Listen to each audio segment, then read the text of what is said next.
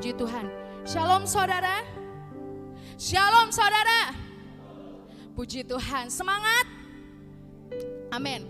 Saudara, tema kita pada bulan ini adalah Amazing Grace. Dan saya ambil sebuah subtema, tema kecilnya pada minggu ini adalah Compassion, saudara. Ketika saya berdoa satu minggu ini, ketika saya membaca renungan firman Tuhan, ketika saya membaca buku, saudara, ada satu kata yang sangat memberkati saya mengenai belas kasihan. Mengenai belas kasihan.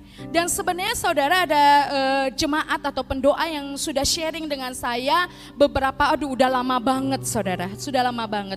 Tetapi pada satu minggu ini itu yang mengerjakan hati saya tentang belas kasihan atau compassion ini saudara. Ketika saya belajar, ketika saya membaca firman Tuhan, sungguh saya sangat diberkati dengan satu kata, yaitu compassion. Atau dua kata di dalam bahasa Indonesia itu belas kasihan saudara. Kita akan baca sama-sama terlebih dahulu di dalam Matius.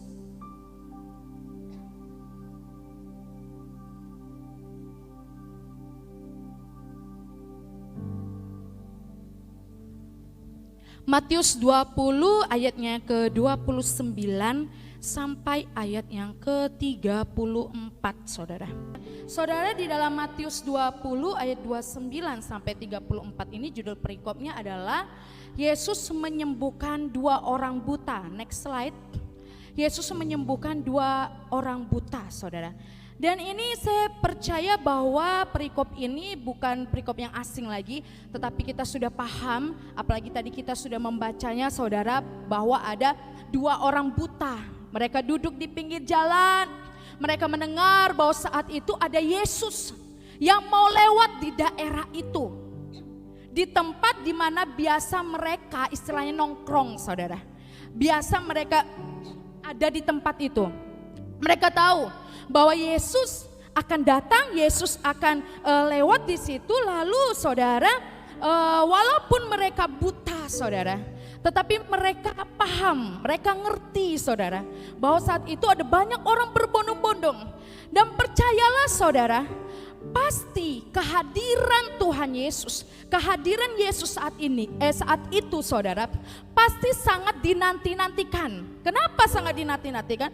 Karena saudara, mereka tahu walaupun mereka buta, mereka tidak melihat, tapi mereka paham bahwa di mana ada orang berbondong-bondong memanggil nama Yesus, itu pasti Yesus. Berarti sudah sejak lama orang buta ini mereka menunggu-nunggu Yesus lewat. Dan satu hal yang saya lihat dan saya baca saudara, mereka tidak menyia-nyiakan waktu tersebut. Mereka tidak melewatkan kairos tersebut, di mana ketika Yesus lewat, ketika Yesus ada di daerah itu, mereka langsung menjumpai, mereka langsung berteriak. Di situ katanya, Tuhan, Anak Daud, kasihilah kami, kasihanilah kami. Dia terus berseru, Tuhan, Anak Daud, kasihanilah kami. Mereka berdua kompak saudara. Mereka datang kepada Yesus, mereka teriak kepada Yesus, dan kita melihat saudara, peristiwa ini sangat jelas menunjukkan bahwa mujizat penyembuhan itu terjadi karena adanya belas kasihan. Karena apa? Karena di ayat 34 jelas dikatakan, maka tergeraklah hati Yesus oleh belas kasihan. Di perikop ini saudara, ada dua orang buta yang mengalami kesembuhan, yang mengalami mujizat, yang mengalami pembalikan dari yang tidak melihat menjadi melihat, dari yang sakit menjadi sembuh saudara.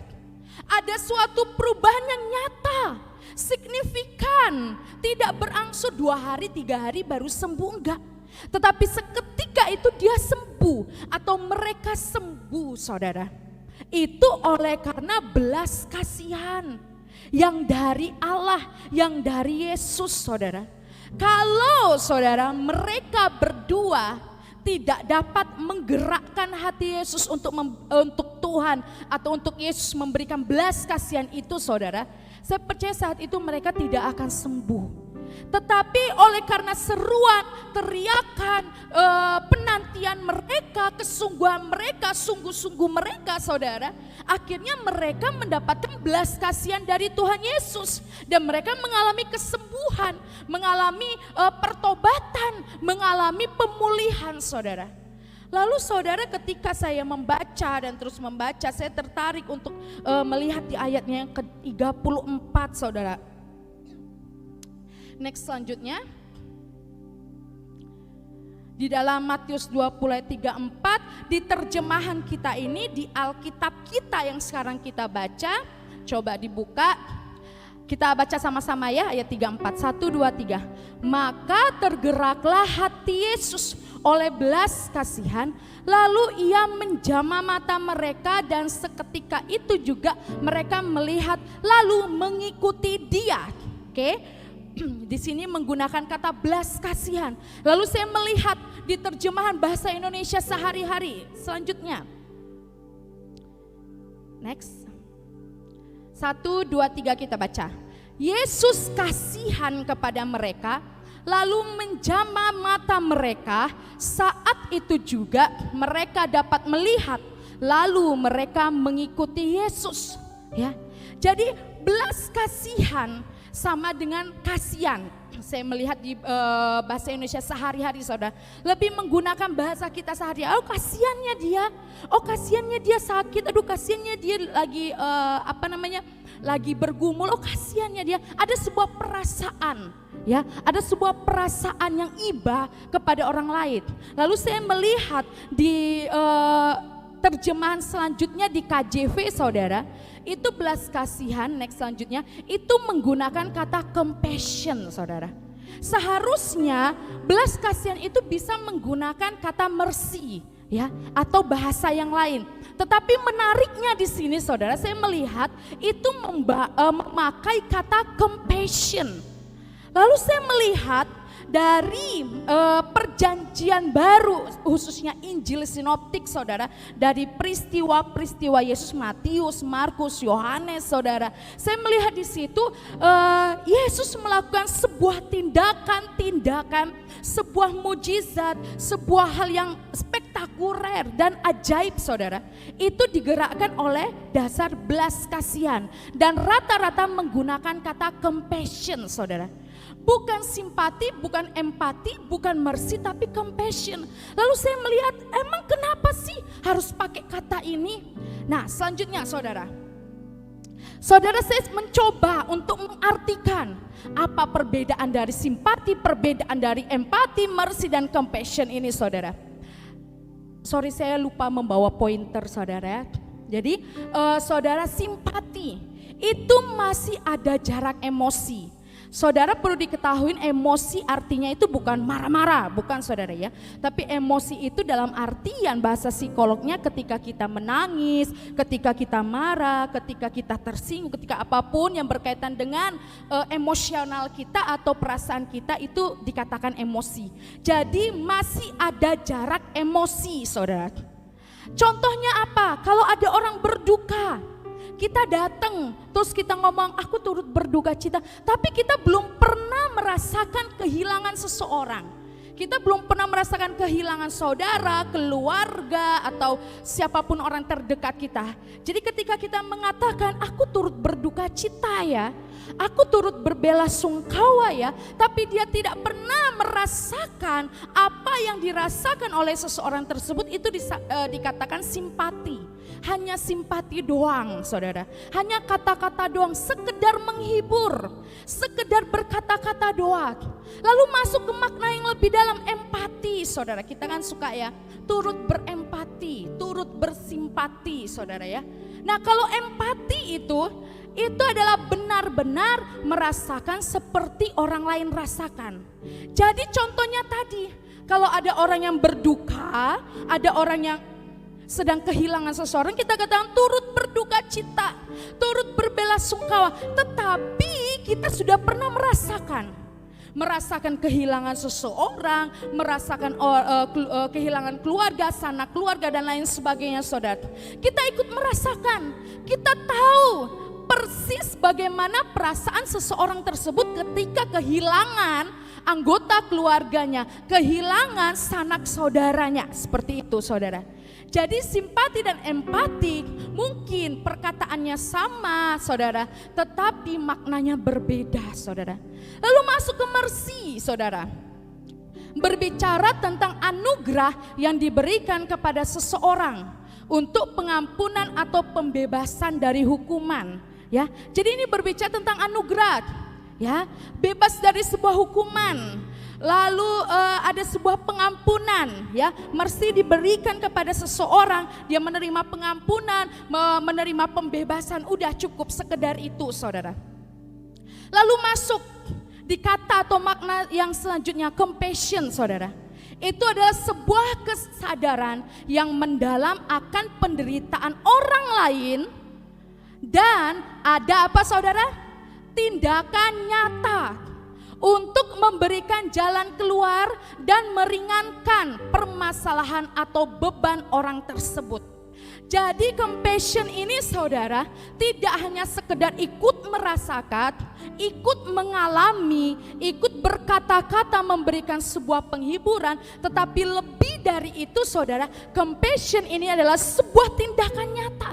Ketika dia merasakan, ketika dia melihat, ketika dia ikut ada terlibat di dalamnya, tidak hanya sekedar ada di situ, tetapi dia memikirkan sebuah jalan keluar, dia memberikan solusi, dia memberikan sebuah pertolongan, dia memberikan sebuah jawaban, ya. Makanya dikatakan ada sebuah tindakan nyata, saudara. Jadi saudara, di sini Tuhan Yesus itu melakukan sebuah pelayanan ketika ada di dunia, itu atas dasar belas kasihan, dan kita lihat pelayanannya. Tidak hanya omong doang, tidak hanya berkuar-kuar tentang Injil, tidak hanya berkuar-kuar tentang tentang kerajaan surga, gak hanya sekedar itu. Tapi ada sebuah tindakan nyata, ada sebuah respon, ada sebuah action yang nyata dilihat oleh orang lain. Dia memberikan jalan keluar, dia memberikan sebuah jawaban, saudara. Dan pelayanan Yesus tidak hanya sekedar simpati, empati, gak hanya sekedar mercy, saudara, yang memberikan anugerahnya bagi kita, enggak. Ketika Yesus memberikan anugerahnya bagi setiap kita, di situ dia menyelesaikan setiap hidup kita dan penuh dengan tanggung jawab. Ketika Yesus memberikan anugerah, kita terima, saudara. Kita sudah diterima, tapi dia nggak stop, nggak selesai sampai di situ, saudara. Dia mau setiap kita seperti dua orang buta tadi, terus datang kepada Tuhan, terus berseru kepada Tuhan. Karena apa? Enggak sekedar Tuhan kasih anugerah, tapi Tuhan mau ada sebuah tindakan-tindakan nyata yang Tuhan berikan atas hidup kita. Makanya selalu saya bilang, ayo alami Tuhan, saudara. Karena apa? Karena itu tindakan nyata dari Tuhan dalam hidup kita. Kalau kita tidak pernah mengalami Tuhan, tidak pernah berpengalaman bersama dengan Tuhan, bagaimana kita bisa merasakan sebuah anugerah yang besar dalam hidup kita? Sehingga kita tidak akan mungkin bisa bersyukur, saudara. Tuhan, ya, itu pada hakikatnya, saudara, dia ingin dekat dengan manusia. Dia ingin memberikan sebuah pertolongan, dia ingin memberikan sebuah solusi, saudara. Tapi seringkali kita berpikir, Tuhan gak ada jawaban doa, Tuhan gak ada solusi, Tuhan suaramu mana sih Tuhan? Tuhan kenapa seperti ini, kenapa seperti itu? Saudara percayalah, saudara, Tuhan itu gak akan mungkin pernah meninggalkan kita. Tetapi satu hal, bahwa kita mau gak seperti dua orang buta ini, yang berseru, yang datang, yang tidak pernah melewatkan kairos itu. Karena Tuhan pada dasarnya dia mau memberikan sebuah tindakan nyata, menolong, memberkati. Makanya firman Tuhan, janji Tuhan dalam Alkitab yang kita baca, saudara, semuanya adalah mengenai kebaikan-kebaikan Tuhan, penuh dengan damai sejahtera, jaminan-jaminan Tuhan, saudara. Kok sampai hari ini kita masih sedikit atau bahkan belum merasakan sebuah jaminan-jaminan itu, saudara? Mungkin kita kurang bersyukur. Kita melewatkan sebuah kesempatan demi kesempatan. Kita melewati kairos-kairos yang Tuhan beri. Kita menganggap enteng, kita menganggap biasa semuanya saudara.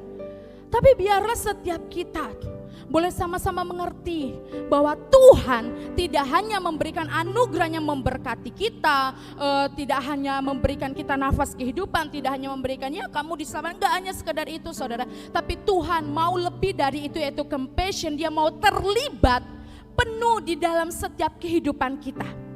Pastikan hidup kita benar-benar mengundang Yesus dalam hidup kita dan melibatkan Yesus di dalam setiap kehidupan kita saudara. Jangan hanya sekedar kita menjadi orang Kristen yang labelnya agama Kristen saudara. Tetapi biarlah setiap kita benar-benar melibatkan 100% seutuhnya, seluruhnya Tuhan Yesus dalam hidup kita. Karena apa? Karena oleh belas kasihan Tuhan itu, Dia mau melakukan sebuah tindakan nyata saudara. Dia tidak hanya sekedar memberi penghiburan, tidak hanya sekedar datang menjamah kita sehingga kita merasakan dari Tuhan, tidak hanya sekedar itu saudara. Tapi dikatakan memberikan jalan keluar, amin saudara. Kalau kita ada tantangan, ada masalah, ada pergumulan saudara, percayalah Tuhan itu memang udah dari dasarnya itu punya belas kasihan yang memberikan jalan keluar. Makanya di awal tadi Tuhan katakan bersyukur saudara. Karena dengan bersyukur itulah saudara, Tuhan turun tangan memberikan jalan keluar bagi setiap kehidupan kita. Dan dikatakan meringankan permasalahan kita, meringankan beban kita saudara. Itu sebuah tindakan nyata dari Tuhan. Tuhan datang memberikan anugerahnya, dan lebih dari itu Dia mau melakukan sebuah tindakan nyata bagi setiap kehidupan kita saudara. Belas kasihan Allah bukan sesuatu yang diberikan dalam waktu tertentu. Bukan diberikan hanya kadang-kadang saja saudara. Tidak secara periodik saudara, tetapi terus menerus bahkan permanen dalam setiap kehidupan kita. Tapi terkadang kita yang sering kadang iya kadang enggak sama Tuhan. Kadang maju kadang mundur. Kadang setia, kadang tidak setia saudara. Terkadang kita disiplin di dalam kerohanian kita, terkadang enggak kita disiplin dalam kehidupan kerohanian kita. Padahal belas kasihan Tuhan itu permanen.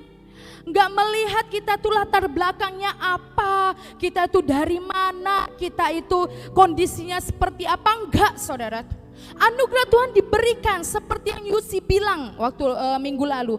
Diberikan itu secara gratis saudara, tapi bukan diskonan saudara. Diberikan bagi setiap kehidupan kita. Tetapi terkadang kitanya yang maju mundur, iya enggak. Kadang-kadang semangat, kadang-kadang enggak saudara. Kalau orang seperti ini saudara, saya lebih biarin aja lah. Yang penting dianya udah ngerti gitu ya. Apalagi kita udah dewasa semua. Apalagi kita udah pernah merasakan hadirat Tuhan, udah merasakan jamahan Tuhan. Tiba-tiba dapat kabar mundur imannya, itu salah sendiri. Ya, karena setiap kita, kalau kita ngerti dan kita sudah pernah merasakan hadirat Tuhan, merasakan jamahan Tuhan, baiklah kita seperti Yesus yang belas kasihannya permanen, bukan periodik. Sesuai musim enggak, tapi di setiap dan di segala musim. Saudara, di dalam perjanjian baru ada banyak sekali yang saya sudah katakan di awal tadi, bahwa pelayanan Yesus digerakkan oleh belas kasihan dan belas kasihan.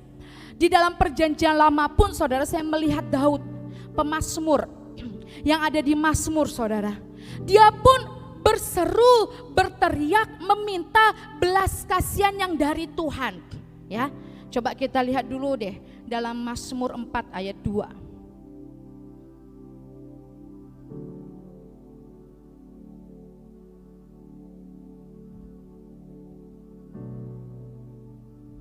Dikatakan, apabila aku berseru, jawablah aku ya Allah, yang membenarkan aku di dalam kesesakan.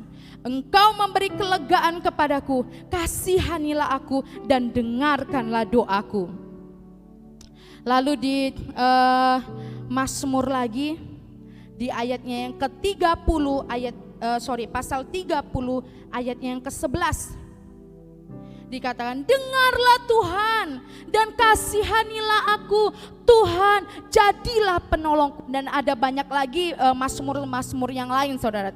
Daud di sini dia tahu betul bahwa tanpa belas kasihan Tuhan, tanpa tindakan nyata dari Tuhan dalam kehidupannya, dia bukan siapa-siapa. Dia tidak bisa mengalahkan musuh, dia tidak bisa memimpin sebuah peperangan, dia tidak bisa mendapat sebuah kemenangan, saudara. Karena tanpa compassion, tanpa belas kasihan yang dari Tuhan, dia bukan siapa-siapa. Kenapa dia katakan kasihanilah aku? Bukan Tuhan bersimpatilah dengan aku, Tuhan berempatilah dengan aku, enggak, saudara. Tapi kasihanilah aku, karena Daud tahu bahwa tanpa belas kasihan Tuhan, dia enggak akan mungkin menang di dalam setiap medan peperangan, saudara. Karena dia tahu di balik belas kasihan Tuhan, di situ ada uluran tangan Tuhan. Di balik belas kasihan Tuhan, di situ ada sebuah tindakan yang nyata, yang real yang dia dapatkan, saudara. Maka dari itu Daud, walaupun dia pernah melakukan sebuah dosa yang memilukan hati Allah, yang menjijikkan hati Allah, saudara, tetapi dengan kesadaran penuhnya, dia minta sekali lagi belas kasihan Tuhan itu, agar Tuhan itu memberikan sebuah tindakan nyata, mengampuninya dan kembali membuat dia berjaya dan sukses, saudara. Kita melihat di sini ada sebuah seruan. Di dua orang buta itu juga berkaitan dengan seruan. Daud ini juga seruan, saudara. Kita akan melihat sama-sama poin demi poinnya, saudara. Tapi saya hanya 2 poin saja, sehingga tidak lama, saudara. Tapi sebelum kita masuk di dalam poin selanjutnya, saudara, ada sebuah cerita, sebuah ilustrasi, ya, cerita Napoleon, saudara. Jadi, saudara, ada seorang ibu-ibu mendatangi Napoleon dan dia minta sebuah pengampunan untuk anaknya, untuk putranya, saudara. Saat itu putranya atau anaknya itu mendapat sebuah hukuman, dan hukumannya sangat berat, yaitu hukuman mati, saudara. Lalu ibu ini datang, Tuhan, tolong biarlah anakku ini tidak dihukum mati. Lalu Napoleon ini berkata bahwa kejahatan anaknya, kejahatan putranya ini sungguh sangat keji, sungguh keterlaluan, sehingga Napoleon memutuskan untuk adanya hukuman mati atas anak ini, saudara. Lalu ibu ini berkata bahwa Tuhan tolonglah Tuhan. Tapi Napoleon tetap bersikeras enggak. Dia benar-benar melakukan kejahatan yang sangat tidak bisa ditoleransi lagi. Dia harus dihukum mati. Lalu ibu ini menjawab, tetapi Tuhan, aku memohon bukan keadilan tetapi belas kasihan. Aku memohon, atau aku berkata saat ini, bukan aku inginkan bukan hanya keadilan, tetapi belas kasihan. Lalu saudara Napoleon ini berkata, ibu, anak ibu itu tidak pantas mendapatkan sebuah belas kasihan. Lalu ibu ini menjawab, yang namanya belas kasihan Napoleon atau Tuhan justru diberikan kepada orang yang tidak pantas untuk menerimanya. Itulah yang namanya belas kasihan. Belas kasihan diberikan untuk orang yang tidak pantas, bahkan yang sangat tidak pantas untuk menerimanya. Lalu saat itu saudara, Napoleon ini langsung terdiam sejenak dengan kalimat belas kasihan justru diberikan kepada orang yang tidak pantas, bukan kepada orang yang pantas untuk menerimanya. Seketika itu dia terdiam, merenungkan, dan akhirnya memutuskan untuk membebaskan anak ibu itu, saudara, untuk membebaskan putra ibu tersebut.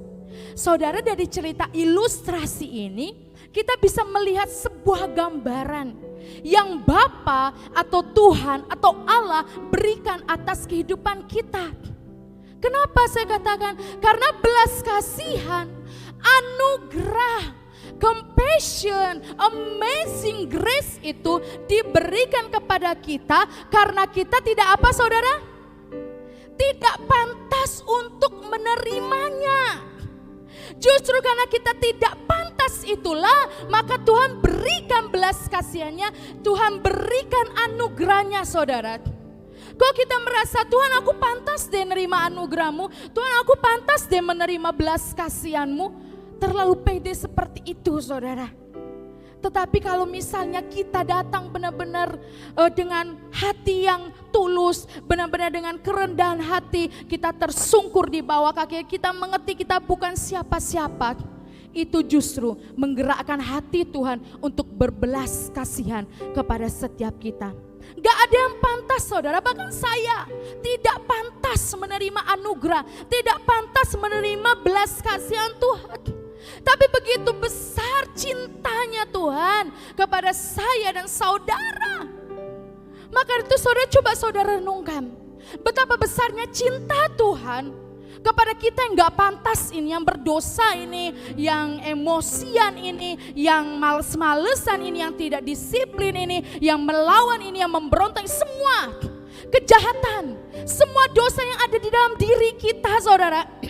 Yang sering jauh dari Tuhan, yang sering marah-marah sama Tuhan, yang gak benar pikirannya, yang menyerong ke kanan dan ke kiri. Tetapi oleh cinta Tuhan, oleh kasih Tuhan dan belas kasihan, dia datang kepada kita, dia mengulurkan tangannya dan mengangkat kita menjadi anak-anak Allah, ahli-ahli waris kerajaan sorga, saudara. Tetapi ketika Tuhan gerakkan saya, ketika saya berdoa, saya mau kasih tahu setiap kita yang keluar dan berhenti pelayanan, engkau sedang mempermainkan anugerah Tuhan. Setiap kita jemaat Tuhan yang sudah berhenti dan keluar dari pelayanan, kita sudah mempermainkan anugerah Tuhan, saudara. Dan di situ saya dengar sekali dengan jelas Tuhan katakan, jangan permainkan anugerah Tuhan. Kalau engkau sudah punya prinsip A, lakukan prinsip A apapun tantangannya, saudara. Apapun medan peperangannya. Ketika engkau sudah berjanji dengan Tuhan, Tuhan aku ABC. Lakukan dengan kesungguhan hati, saudara. Jangan ketika kita melewati setiap proses, melewati hari-hari kita lupa, kita tinggalkan Tuhan, baik Tuhan. Tetapi saya mau kasih tahu, semua yang dipercayakan dalam hidup kita, anggota keluarga kita, suami, istri kita, rumah tangga kita, pekerjaan kita, usaha kita, pelayanan kita sampai hari ini, saudara, kita masih bisa makan lewat itu semua. Itu karena anugerah Tuhan. Di mana pikiran kita sampai kita sampai kita tinggalkan pelayanan, saudara? Di mana hati dan perasaan kita kepada Tuhan? Ketika saya berdoa, saudara, saya cuma nangis dan saya minta pendamaian dan pengampunan yang dari Tuhan. Buat mereka mengerti, Tuhan. Buat mereka paham, Tuhan, bahwa hidup ini bukan hanya ada di dunia ini saja, tapi harus engkau tahu hidup dalam kekekalan, saudara. Kita bukan mengejar yang ketidakpastian, tetapi kita mengejar kepastian di dalam Tuhan. Maka dari itu setiap kita harus sadar dan mengerti. Lakukan setiap tanggung jawab kita sebagai seorang Kristen yang militan. Jangan jadi Kristen yang main-main, saudara. Jangan kau mempermainkan pelayanan. Itu adalah kado terindah dari Tuhan. Tapi lakukan semuanya dengan kesungguhan hati karena engkau cinta Tuhan, saudara. Maka itu saya katakan kepada kita jemaat Gunung Sion juga, bukan hanya sekedar pendeta hamba Tuhan yang melayani Tuhan, tapi semua umat Tuhan harus melayani Tuhan.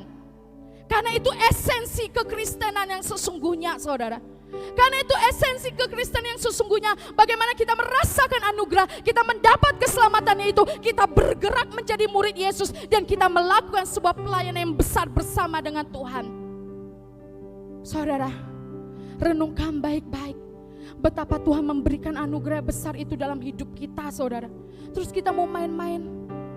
Saya cuma geleng kepala, saudara. Di mana perasaan kita kalau sampai kita main-main dengan Tuhan? Di mana perasaan kita kalau kita dulu pernah ditolong Tuhan dan hari ini kita mendapat sebuah permasalahan, sebuah tantangan dan kita jauh dari Tuhan? Di mana perasaan kita, saudara?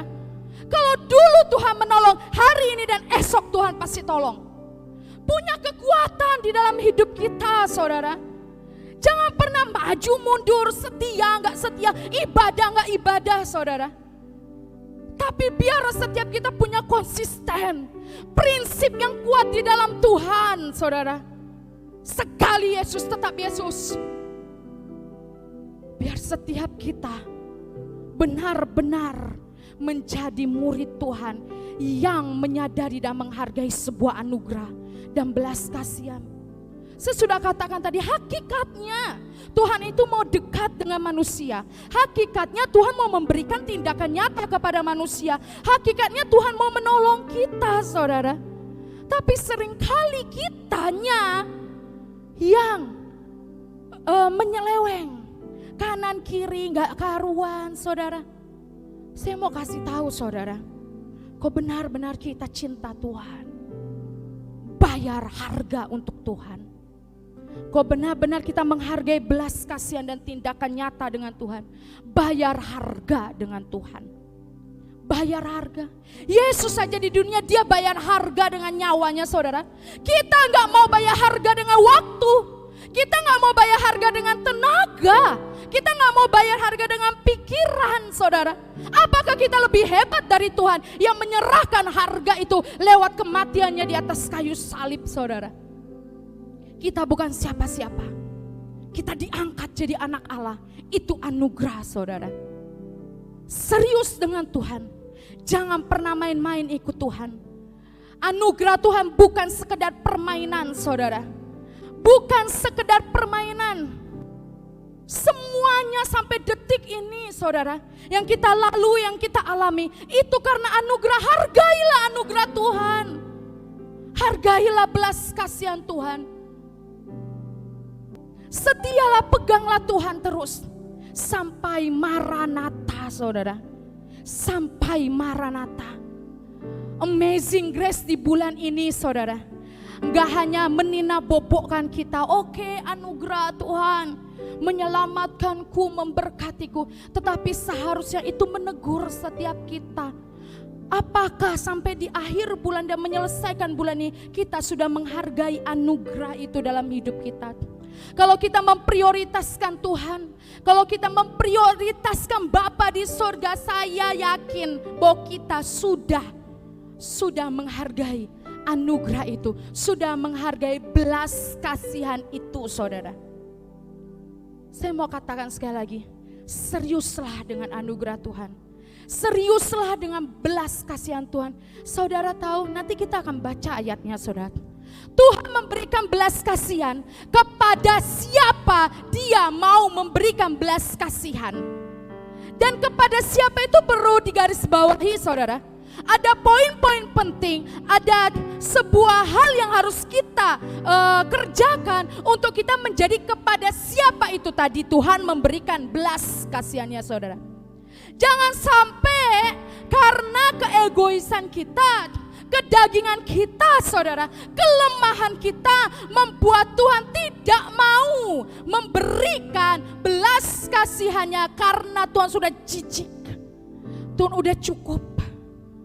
Murka. Saudara, saya berharap jangan sampai Tuhan di titik itu kepada setiap kita jemaat Gunung Sion. Tapi biarlah terus anugerah itu mengikuti kita senantiasa. Tuhan, aku terjatuh, aku lemah, tolong aku Tuhan, sadar cepat-cepat. Terkadang manusia udah tahu dia jatuh, udah tahu buat dosa, sudah tahu melakukan hal yang tidak benar, tapi gak cepat-cepat lari minta pendamaian, saudara. Setiap hari kita harus minta anugerah dan pendamaian yang dari Tuhan atas setiap kehidupan kita, saudara. Sadarlah bahwa compassion itu sebenarnya diberikan kepada setiap orang, tetapi tergantung hati dan pribadi kita masing-masing, saudara.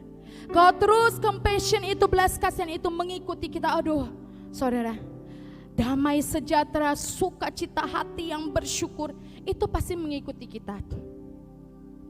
Orang yang penuh dengan damai sejahtera hidupnya saudara, orang yang bisa rileks hidupnya, orang yang bisa santai dalam hidupnya saudara ya. Saya percaya karena dia punya hati yang bersyukur. Kalau kita gak punya hati yang bersyukur, mau uang banyak pun kita akan merasa susah. Kalau kita gak punya hati bersyukur saudara, apapun susah kita anggap. Tapi kalau kita punya hati yang bersyukur karena kita tahu ada anugerah dan belas kasihan Tuhan saudara, mau sampai kapanpun masalah tantangan keras sekalipun dalam hidup kita saudara, saya percaya kita akan tetap datang kepada Tuhan. Kita akan tetap setia dan setia kepada Tuhan. Saudara, dari 2 orang buta tadi saudara, kita balik ke Matius tadi. Ada 2 poin penting yang saya mau sampaikan.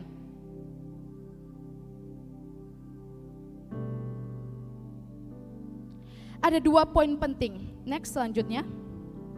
Apa yang dilakukan 2 orang buta sehingga Yesus berbelas kasihan? Nah itu tadi yang saya katakan saudara. Ada ayat di mana itu tertulis di dalam Roma 9 ayat 15 sampai 16. Coba sebelum kita masuk ke poin kita buka dulu yuk. Roma 9 ayat 15 sampai 16. Sebab ia berfirman kepada Musa, aku akan menaruh belas kasihan kepada siapa aku menaruh belas kasihan. Dan aku akan bermurah hati kepada siapa aku mau bermurah hati.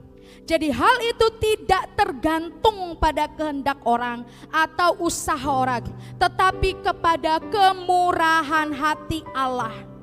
Jadi saudara sekali lagi, Tuhan akan menaruh belas kasihan kepada siapa yang Tuhan mau.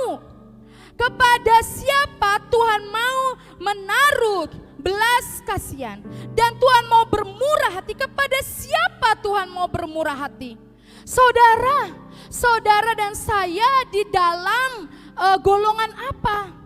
Orang-orang yang Tuhan tidak mau berikan belas kasihan dan kemurahan hati, atau kita adalah golongan orang yang dari sinyalnya aja saudara itu bisa membuat Tuhan menaruh belas kasihan, memberikan murah hatinya kepada kita. Saya harap saya dan saudara jemaat Gunung Sion, kita menjadi sebuah golongan komunitas yang dimana Tuhan tidak bisa kalau tidak berbelas kasihan. Tidak bisa kalau Tuhan tidak bermurah hati. Jadi saudara, Tuhan berikan belas kasihan itu, tapi tergantung kita mau terima, kita mau atau enggak, atau kita biarin aja. Maka dari itu dikatakan khotbah minggu lalu bahwa keselamatan itu harus dikerjakan, ya. Maka dari itu saudara, poin yang pertama next selanjutnya dalam Matius 20 tadi, saya ambil dari ayat yang pertama. Ayat yang ke-30. Poin yang pertama saya ambil di ayat 30, itu ada kata berseru. Kedua orang buta tersebut berseru kepada Yesus, saudara.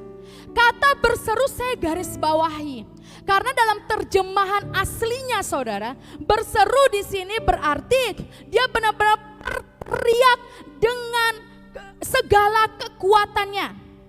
Dia benar-benar berteriak dengan nyaring dan seakan-akan dia merasakan bahwa Yesus itu tidak akan pernah lewat lagi.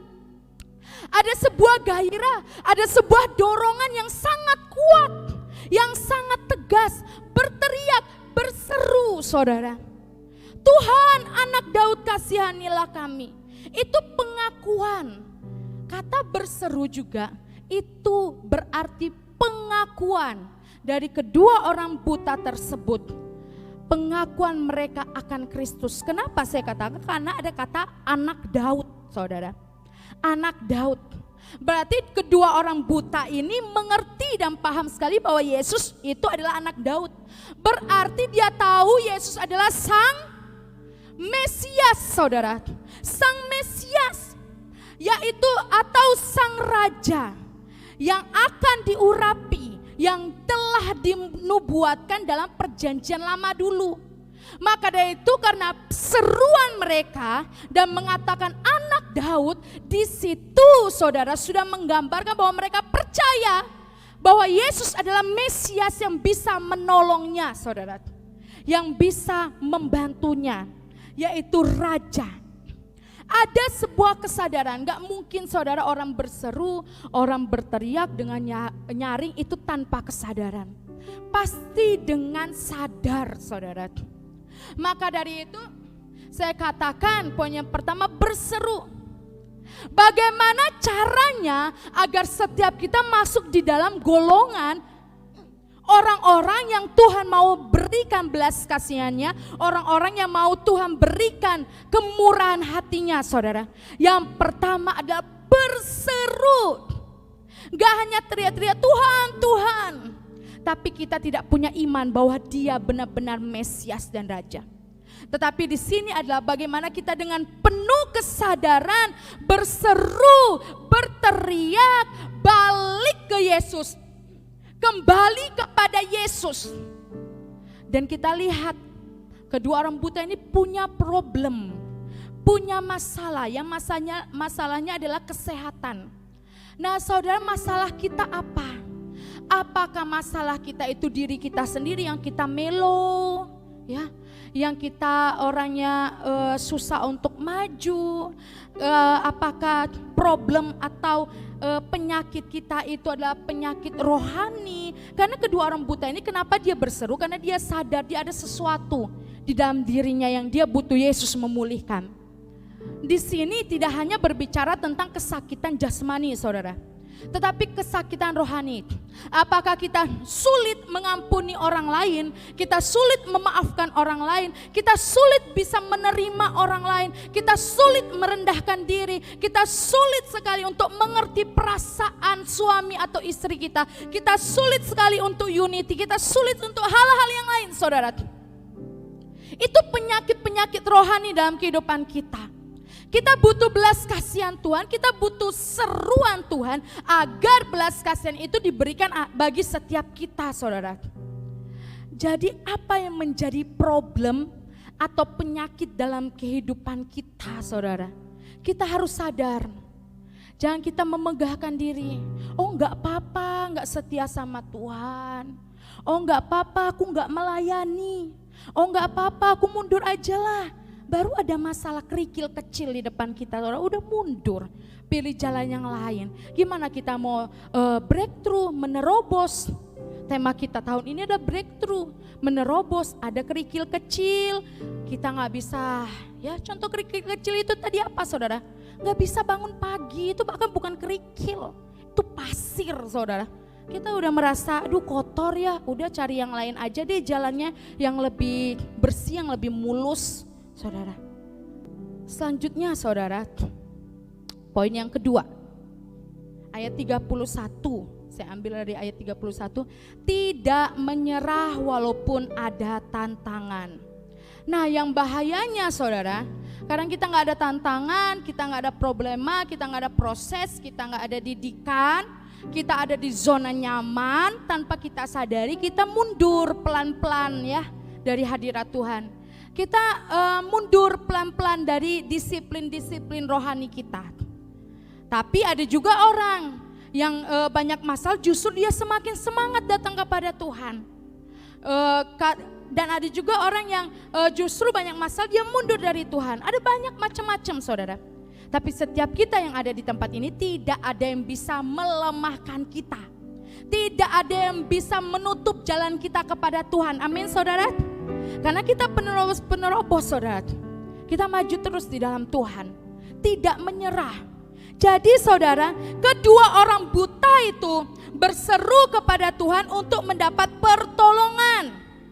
Lalu kita lihat di sekitarnya malah menegur, memarahinya, menyuruhnya diam, ya. Bahkan saudara, di sini dikatakan ayat yang ke-32, bahkan Yesus berkata, lalu Yesus berhenti dan memanggil mereka. Apa yang kamu kehendaki supaya aku perbuat bagimu? Pasti saudara Tuhan ngerti. Tuhan paham sekali mereka sebenarnya butuh apa. Tetapi itu tadi saudara, Tuhan butuh respon kita.